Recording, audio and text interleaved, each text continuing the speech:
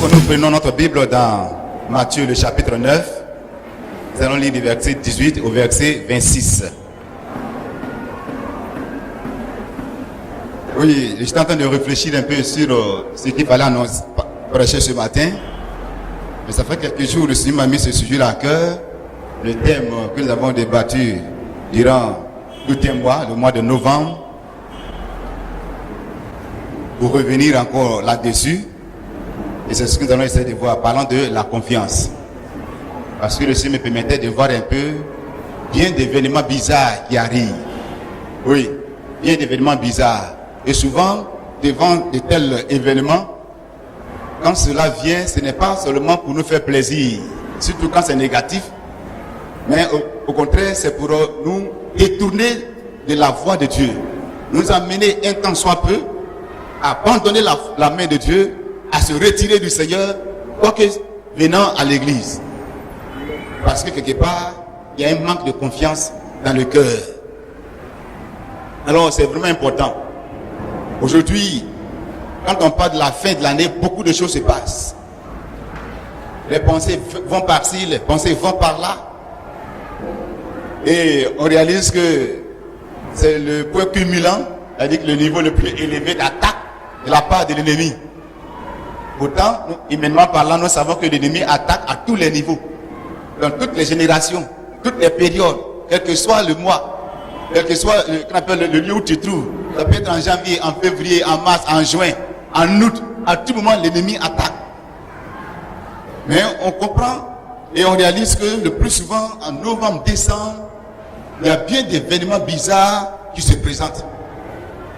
Et lorsqu'on est en face de telles situations, cela influence négativement notre foi, notre confiance en Dieu. C'est pourquoi on ne peut pas arrêter de parler de la confiance en Dieu. Cela est très important. Pour nous amener à pouvoir toujours nous remettre entre les mains du Seigneur. Chaque instant nous remettre entre les mains du Seigneur. Revenir à la confiance en Dieu. Est-ce que c'est le seul élément que le Seigneur nous laisse sur la terre? Après tout ce qu'on peut faire, c'est ce que le Seigneur nous laisse sur la terre, que nous avons besoin de manifester. Ça, ce n'est pas Dieu qui a venu faire notre place. C'est à nous de faire cela. Placer notre confiance en lui. Parce que la confiance est liée également à la manifestation de la foi. Nous allons essayer de voir cela. Si tu as perdu la confiance à cause des difficultés, à cause des épreuves, à cause des nouvelles que tu apprends, que tu entends, tu as tout perdu. Ah oui. Tu seras à chaque jour que Dieu fait troubler. Tu seras chaque jour que Dieu fait influencé par des choses du monde. C'est pourquoi il est important de considérer ce que nous allons essayer de voir dans Matthieu 9 à partir du verset 18. C'est dans la même pensée du thème, la confiance en Dieu, facteur d'une foi véritable. Oui, la confiance en Dieu, facteur d'une foi véritable. Quand on parle de facteur, on parle de quelque chose qui rentre en ligne de compte. C'est-à-dire que la chose vient influencer cela. Oui. Quand ça se passe, ça permet à ce qui est dedans de pouvoir avancer. Gloire à Dieu. Donc quand on a confiance en Dieu, ça influence, ça aide la foi à avancer. Matthieu le chapitre 9, verset 18 à 26. Il dit: tandis qu'il leur adressait ces paroles, voici, un chef arriva, se prosternant devant lui et dit: ma fille est morte il y a un instant, mais viens, impose-lui les mains et elle vivra. Jésus se leva et le suivit avec ses disciples. Et voici une femme atteinte d'une perte de sang depuis 12 ans s'approcha par derrière et toucha le bord de son vêtement, car elle disait en elle-même: si je puis seulement toucher son vêtement, je serai guéri. Jésus se retourna et dit en la voyant: prends courage, ma fille, ta foi t'a guéri. Et cette femme fut guérie à leur main. Lorsque Jésus fut arrivé à la maison du chef et qu'il vit les joueurs de flûte et la foule bruyante, il leur dit: retirez-vous, car la jeune fille n'est pas morte, mais elle dort. Et il se moquait de lui. Quand la foule eut été renvoyée, il entra, prit la main de la jeune fille et la jeune fille se leva. Le bruit s'en répandit dans toute la journée, dans toute la contrée. Oui, voici un témoignage vibrant, un témoignage touchant qui s'est manifesté. Quelqu'un qui a eu son enfant, sa fille qui est décédée, et qui vient voir Jésus pour que Jésus fasse quelque chose. Et placer le Seigneur pour aller. Si une telle personne n'a pas confiance en Dieu, si une telle personne n'a pas foi en Dieu, ne peut pas se permettre. Aujourd'hui, quand quelqu'un est décédé, c'est pas enterré. Maintenant, Jésus n'a qu'à venir prier pour que cette dernière revienne à la vie. On sait que quand quelqu'un est décédé, il faut l'enterrer. Même à cause de la confiance, à cause de la foi, ce dernier va dire non, ma fille ne doit pas mourir. Il faut que quelque chose se passe. Et il va aller voir le Seigneur. Le Seigneur en allant, un autre miracle encore va s'opérer. Quand on lit le livre de Luc, il va être question où le Seigneur même va dire aux disciples, mais quelqu'un m'a touché. Ils vont dire, mais toi aussi, tout le monde te touche. Et puis tu dis que quelqu'un t'a touché. Et effectivement, quand la femme s'est présentée comme l'avons lu ici, le Seigneur a donné une parole de foi manifeste, que cette dernière a manifesté pour lui donner l'occasion de comprendre qu'effectivement, elle a été guérie. Gloire à Dieu. Lorsqu'il est arrivé chez Jairus, chez le chef de la synagogue, la Bible dit quand il a renvoyé la foule, il a ordonné et cette dernière est revenue à la vie. Oui, la confiance en Dieu est très importante. Oui, la confiance en Dieu est très importante. Lorsque j'avais fait la Guinée avec mon épouse dans la mission, on avait rencontré un jeune missionnaire brésilien très engagé. Ils étaient deux. Quand ils ont fini de passer le temps, c'est avéré qu'un devait repartir sur l'Espagne. Mais la mission là-bas, parce qu'il y avait beaucoup de Brésiliens là-bas. Donc il est parti, et avant de partir, il y a eu une situation qui s'est produite. Sa maman était tombée malade, et il a eu à prier. Il aimait tellement sa maman. Et il a prié pour que vraiment cette dernière ne meure pas. Mais malgré toutes ces prières, sa maman est décédée. Quelle situation, quel dommage. Et c'est à la suite qu'on m'a expliqué un peu l'histoire. Cet homme qui était allé en mission, par la suite il est parti avec sa femme, mais selon le témoignage, il a tout abandonné. Même sa femme, il l'a renvoyé.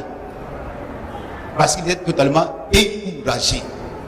Entièrement découragé. Pourquoi Dieu a permis que sa maman meure? Et lui, il a prié et rien ne s'est passé.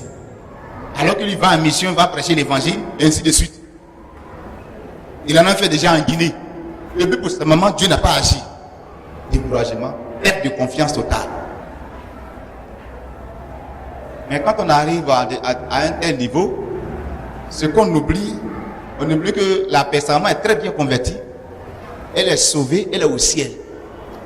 Souvent dans de tels contextes, on oublie que la personne, même qu'on veut à tout prix qu'elle revienne à la vie, là, la personne est auprès même du Seigneur.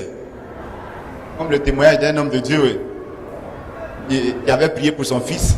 Son fils est revenu à la vie, il a dit, papa, il faut me laisser partir. Parce que là-bas, là, c'est trop intéressant. J'étais obligé de rester tranquille. Et puis, l'enfant est mort, on l'avait enterré. Quand les choses se passent, on ne sait pas ce qui est devant là-bas. On ne sait pas que même au ciel là-bas, quoi qu'on prêche ici, mais souvent, on se laisse influencer. Quand la personne ne connaît pas le Seigneur, c'est ça qui doit nous faire mal. Mais quelquefois, ça ne dit rien. C'est parce qu'il est crédit, il n'est pas converti, qu'il est mort, on va l'enterrer. Ah, c'est là même qu'on doit faire quelque chose. Comme pour la fille de Jairus, c'est chef. Alors, face à cela, il est important qu'on renouvelle notre confiance avec le Seigneur.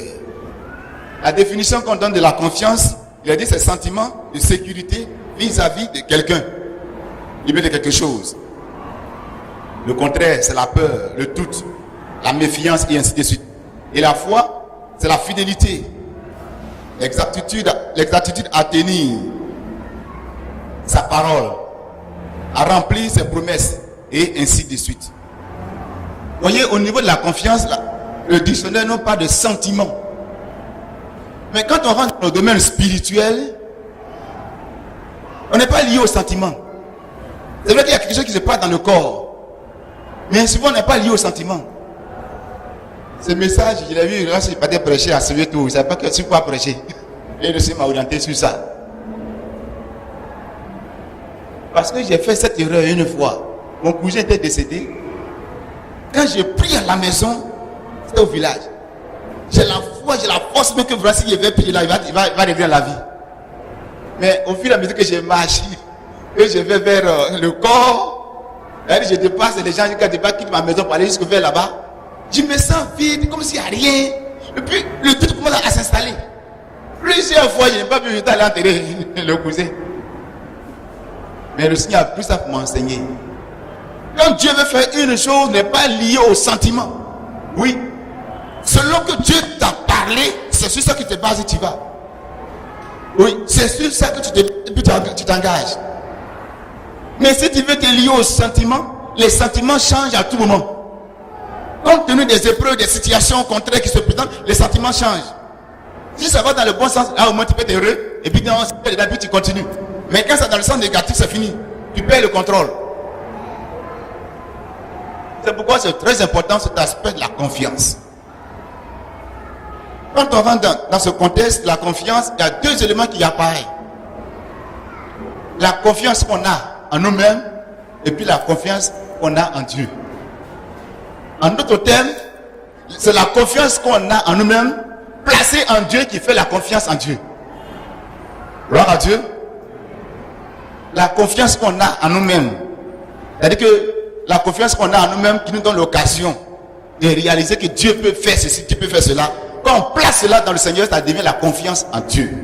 Gloire à Dieu. Nous allons essayer de voir au travers de ce test. Voici M. Jairus, ce chef de synagogue, quelqu'un qui est honorable et honoré. On a confiance en lui. Alors qu'en son temps, ce dernier là, comment dire, c'est Jésus là. Celui qui dit qu'il avait avec Jésus là tous les problèmes. Toi qui es un chef, tu es honoré, et puis tu dis non, tu écoutes la voix de Jésus, c'est comme si c'est un déshonneur. Et c'est lui, face à cette situation, va se tourner vers Jésus. S'il n'y a pas eu quelque chose qui s'est passé en lui-même, il ne peut pas aller pour placer ce qu'il a dans le Seigneur. On ne peut pas faire confiance en Dieu si quelque part il n'y a pas une action quelque part de confiance en nous-mêmes. Permettez-moi de faire une ouverture. La confiance en soi a été tellement mal vue qu'aujourd'hui, on prend cela à la légère. Parce que quand on rentre dans le domaine mystique, des Rosicruciens, des francs-maçons, ils parlent de l'homme au centre de l'univers, au centre de tout. Nous, il faut toi-même te faire confiance. Sans cette confiance, tu ne peux rien faire.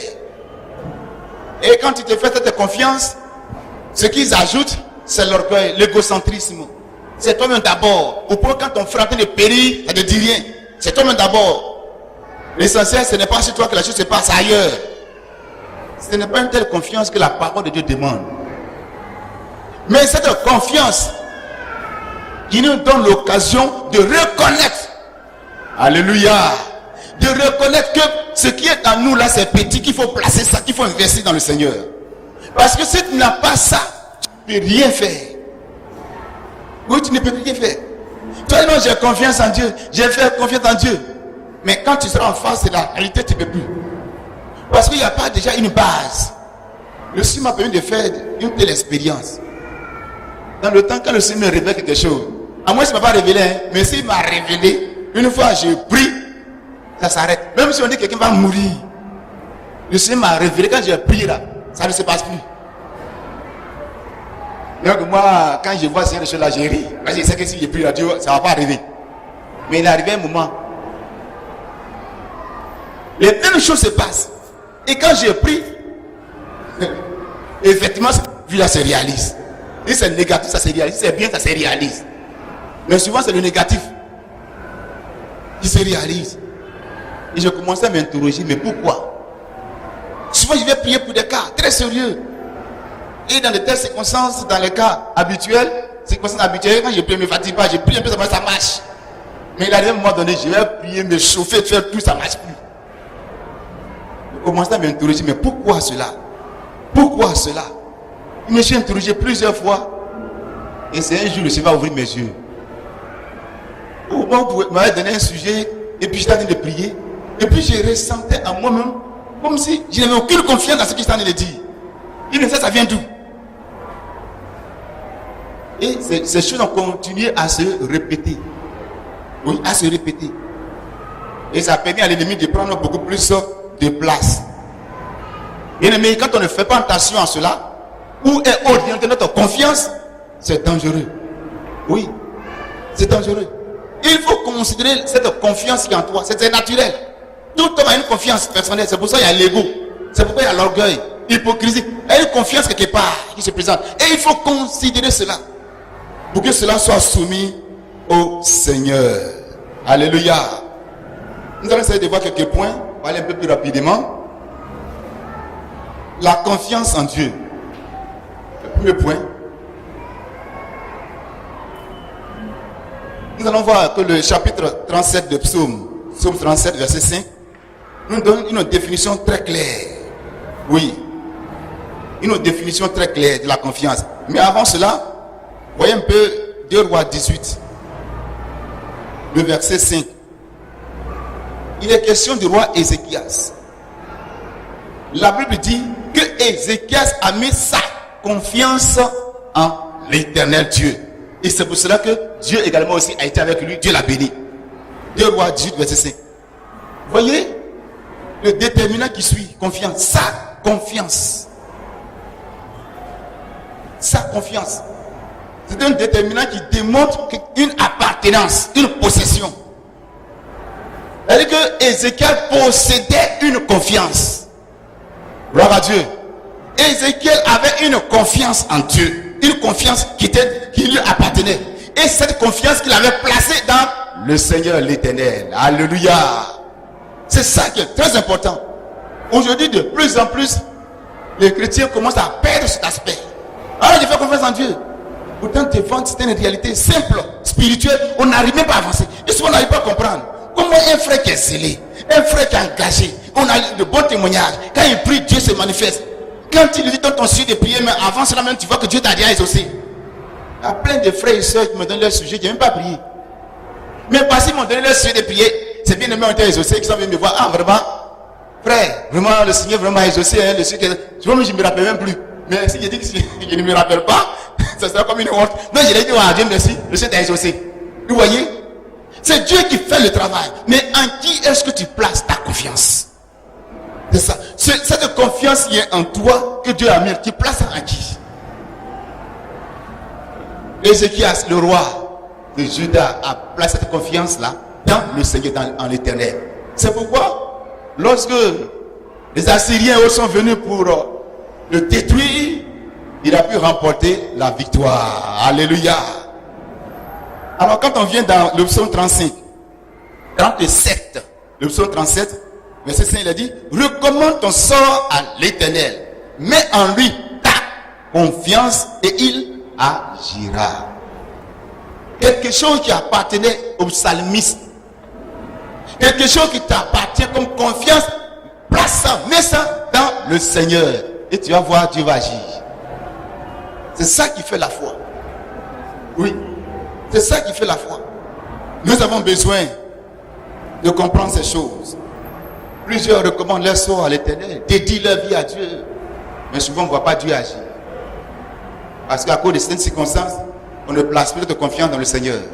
Ça demeure en nous-mêmes. Oh, qui est l'homme? Oui, qui est l'homme? Sans Dieu, il ne peut rien. Philippiens 3, le verset 3, il a dit, car les circonstances, car les circoncis plutôt, c'est nous, Philippiens 3, verset 3, car les circoncis, c'est nous qui rendons à Dieu notre culte par l'Esprit de Dieu, qui nous glorifions en Jésus-Christ, qui ne mettons pas notre confiance à la chair. Alléluia. Qui ne mettons pas notre confiance à la chair. L'apôtre Paul, parlant aux Philippiens, il va dire cela. Nous, qui nous glorifions dans le Seigneur Jésus-Christ de Nazareth, c'est nous qui sommes les circoncis. Ce ne sont pas les juifs. Parce que la vraie circoncision, l'apôtre Paul le dit, c'est spirituel. Ce n'est pas ce qui est physique. Or, cette circoncision qui est spirituelle, c'est ça qui nous conduit au dépouillement, à l'humilité. C'est ça qui nous conduit à la transformation, au changement. C'est dans cela qu'on réalise que lui, là, vraiment, il est converti. Parce qu'on le connaît avant dans le quartier, on le connaît avant dans la famille, on sait comment il est, comment il vit. Mais il y a une action de circoncision qui s'est passée dans son cœur et dans sa vie. Il dit c'est nous. Parce que nous, on ne place pas notre confiance, ce qui nous appartient comme confiance, on ne place pas ça à nous-mêmes. Mais c'est dans le Seigneur. On ne place pas ça dans la chair. Oui, bien aimé. Il est important que nous puissions comprendre ces choses. Pour que Dieu soit glorifié. Deuxième élément souligné ici, c'est ce que la confiance en Dieu confère. Quand on place notre confiance en Dieu, qu'est-ce qui se passe?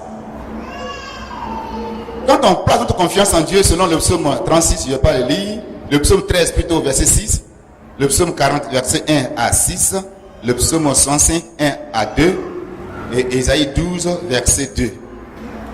Les éléments qui sont dans le psaume et dans les références, que je vais les citer ici. Dieu s'approche de nous. Oui. Quelqu'un qui place sa confiance dans le Seigneur, il réalise que Dieu s'approche de lui. Parce que lui-même, il sent qu'il s'est approché de Dieu.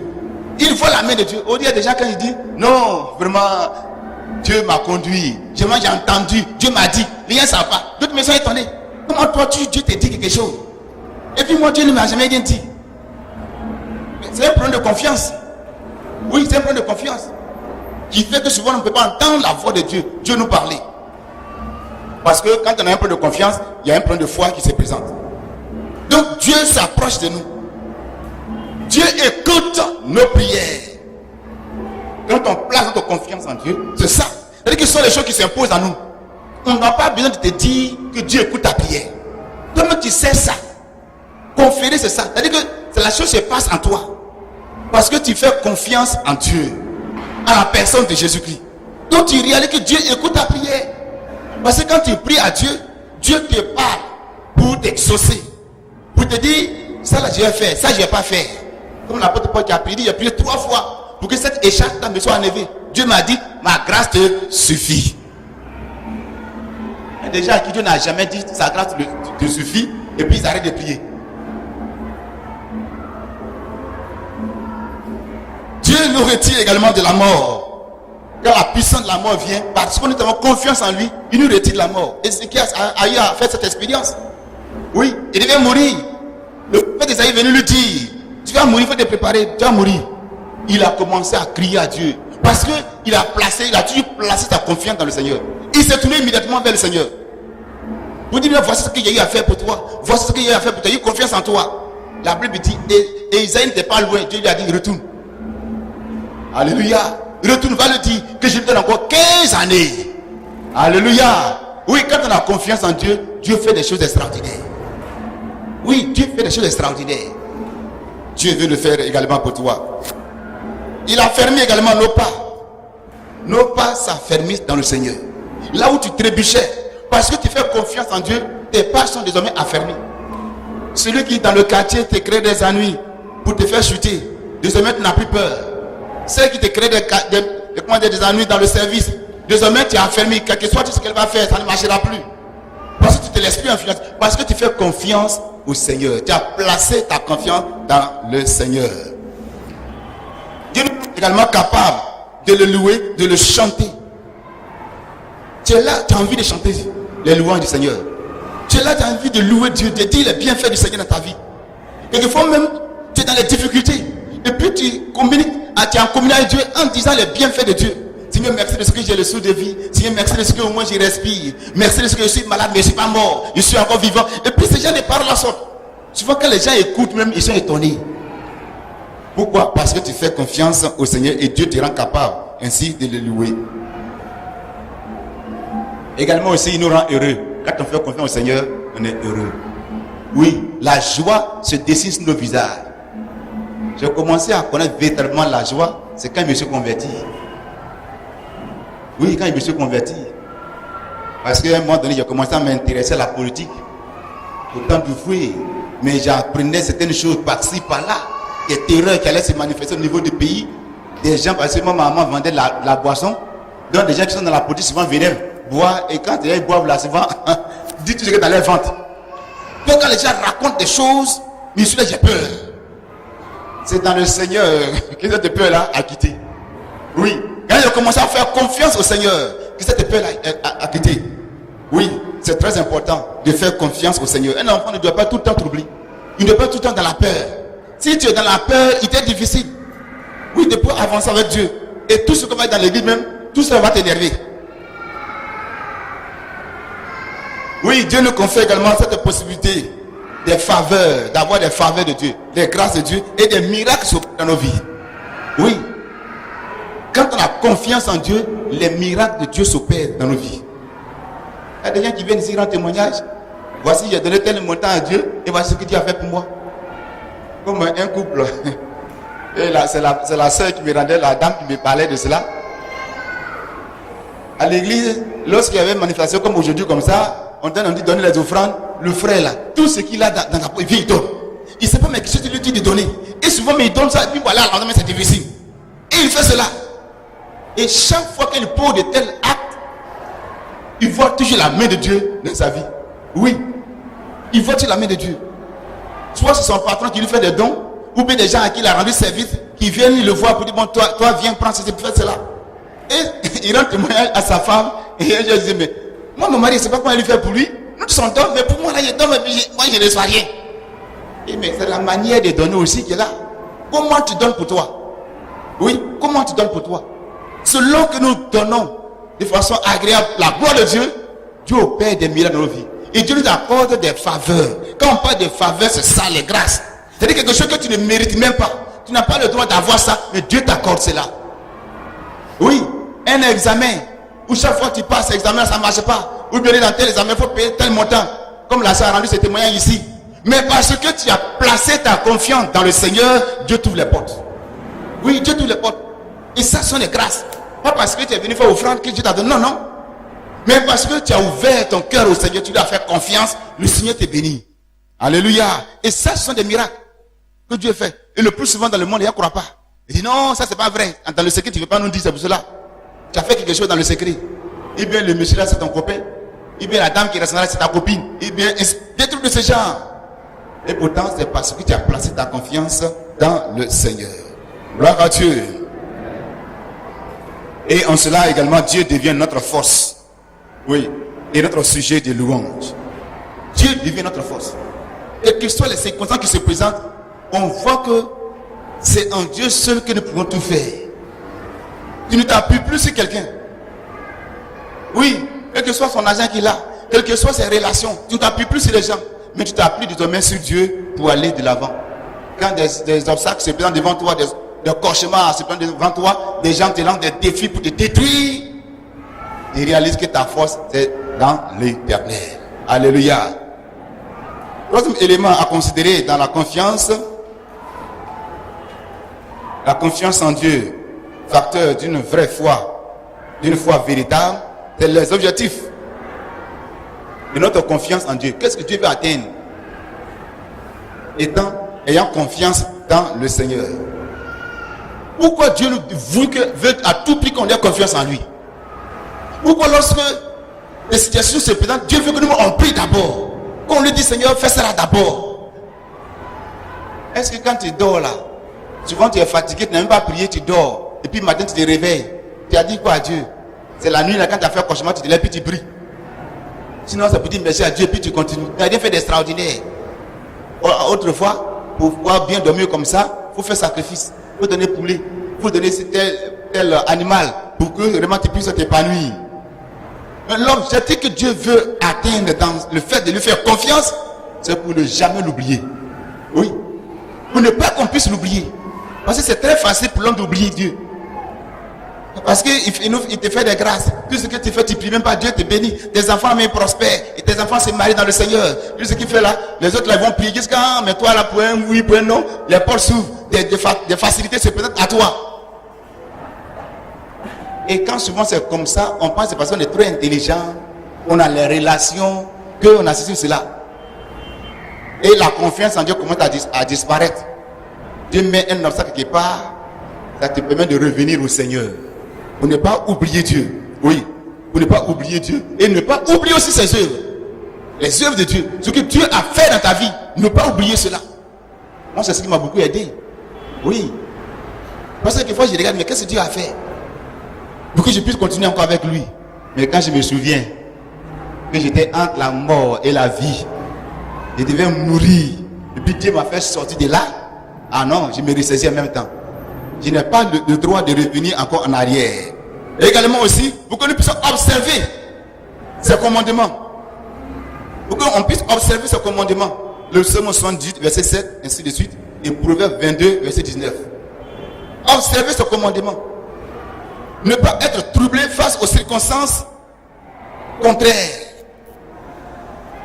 Ils vont apprendre, oh, il va y avoir la guerre. Oh, les gars ont plus de fil ici. On a vu dans la crise, des gens qui ont été troublés, donc commencé à courir par-ci, par-là. Finalement, ils n'ont pas perdu quelque part. On a de rester tranquille. Il a fallu un couple, un frère qui a quitté notre maison en se déplaçant. Il a fallu qu'on prie. Le Seigneur m'a révélé personnellement. Il a prié pour lui, effectivement. En allant là, il dit, programme devait me le tuer. Mais Dieu l'a gardé jusqu'à ce qu'il arrive. Oui, ne pas être troublé. Quand on a confiance en Dieu, on n'est pas troublé. Face à un circonstance qui se présente. C'est un peu comme un petit qui vient te voir et puis dit, il veut te chicoter. Puis il est petit comme ça. Est-ce que tu vas être troublé? Il dit non, il s'amuse, il rit. Il dit non, toi tu ne fais rien. Donc tu es sûr de toi-même que tu ne fais rien. C'est comme ça quand les circonstances contraires se présentent. Quand on fait confiance, quand on a placé notre confiance dans le Seigneur, on n'est pas troublé face aux circonstances contraires qui se présentent. On dit on va avoir la guerre, il va avoir cela. On n'est pas troublé.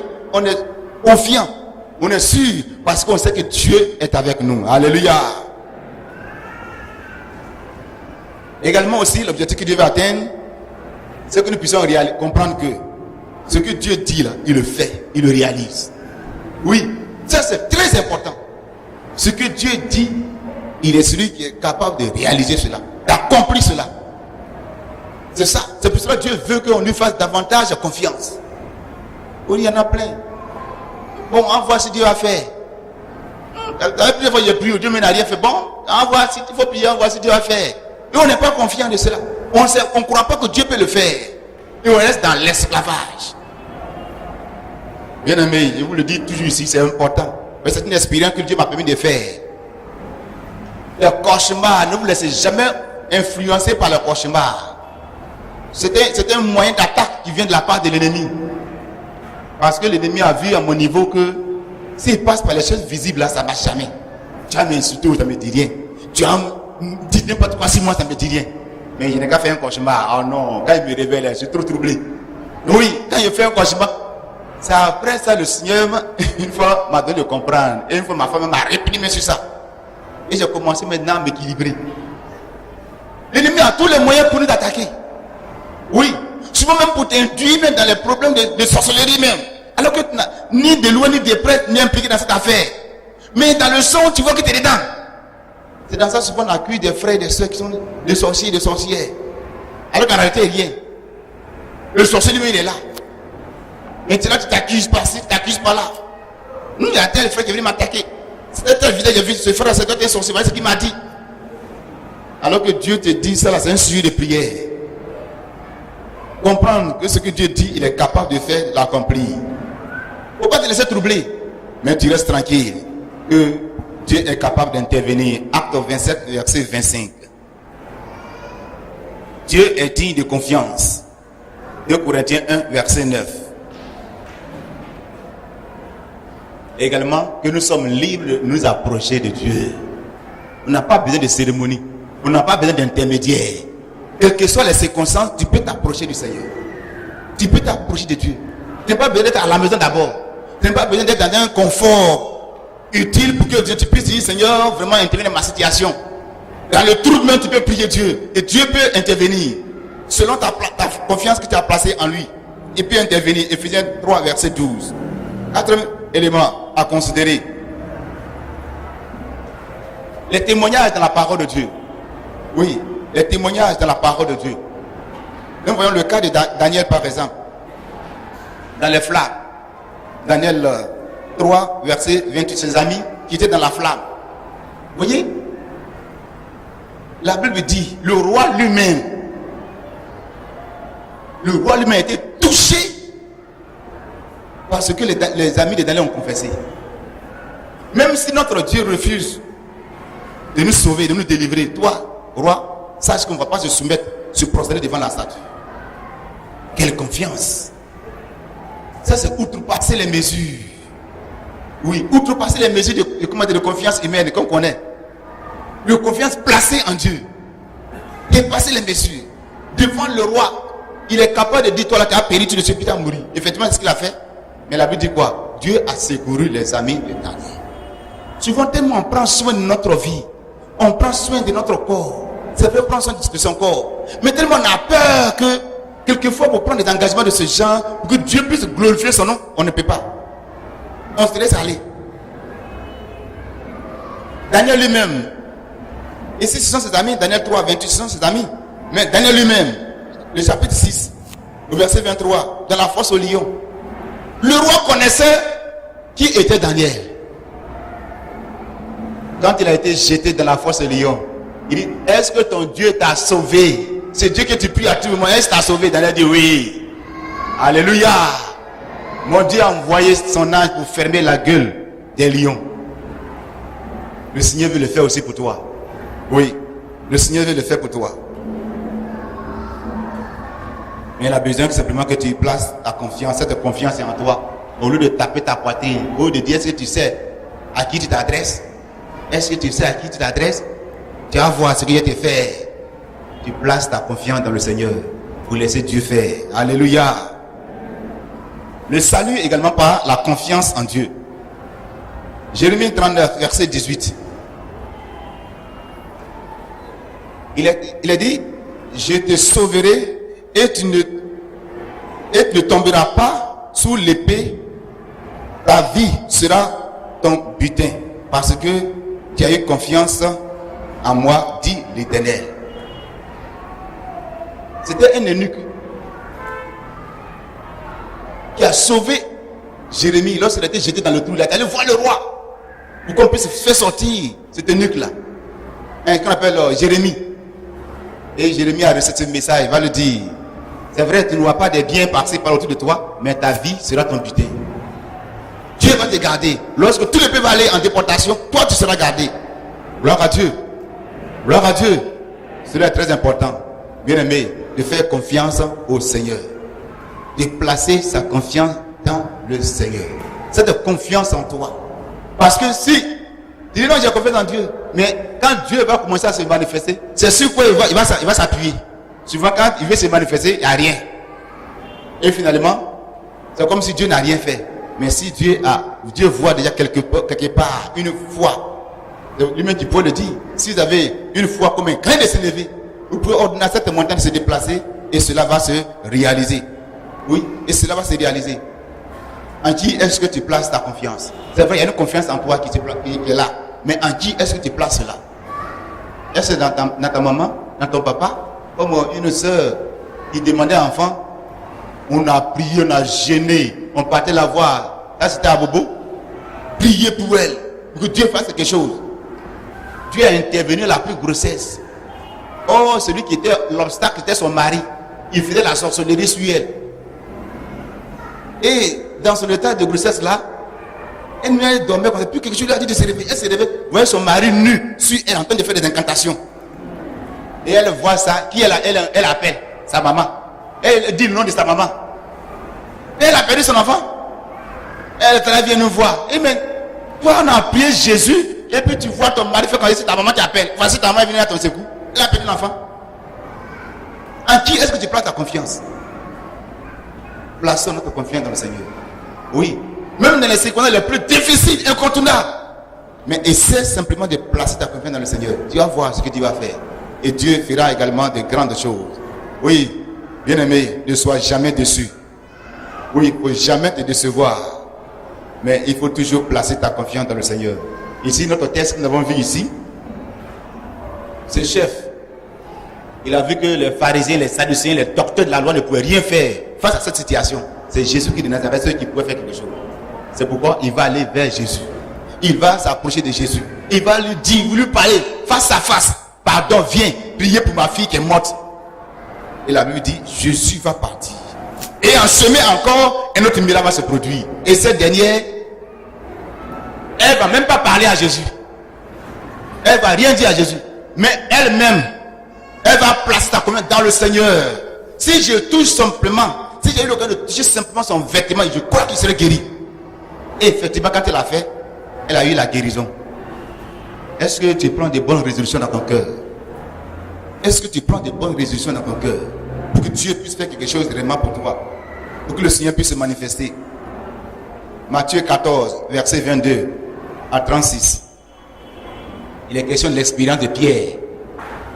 Oui, Pierre qui a placé la confiance dans le Seigneur, la Bible dit qu'il a commencé à marcher également aussi sur les eaux. Et le psaume 112, verset 1 à 7, on devait les lire, tous ces passages, mais on ne va pas les lire. Où le psalme va dire, ne crains point. Oui. Il ne faut pas craindre les mauvaises nouvelles. Ne crains point, mais sois ferme et place ta confiance dans le Seigneur. Alléluia. Oui, ce matin, que nous puissions vraiment placer notre confiance dans le Seigneur. Même si à l'horizon, tu penses qu'en décembre, et plutôt le 24, tu n'auras rien à manger, place ta confiance dans le Seigneur. Si tu penses qu'en janvier, tu n'auras rien à manger, place ta confiance dans le Seigneur. Tu verras ce que Dieu va faire pour toi. Alléluia. Nous allons prier le Seigneur. Seigneur, nous bénissons ton nom, notre Dieu, et nous te rendons gloire. Tu es le Dieu qui est fidèle. Tu es le Dieu qui est vivant. Tu es le Dieu qui est au-dessus de toutes choses. Nous te rendons gloire, honneur et magnificence. Parce que tu es celui qui ne t'a jamais abandonné. Mais Jésus qui a été toujours avec nous. Seigneur, sois élevé et sois exalté pour ta fidélité, pour ta sainteté et pour tout ton bienfait. Et la gloire, l'honneur, la magnificence, l'élévation. Oh Jésus qui nous a réveillés. Nous te bénissons parce que tu es le Dieu qui fait grâce.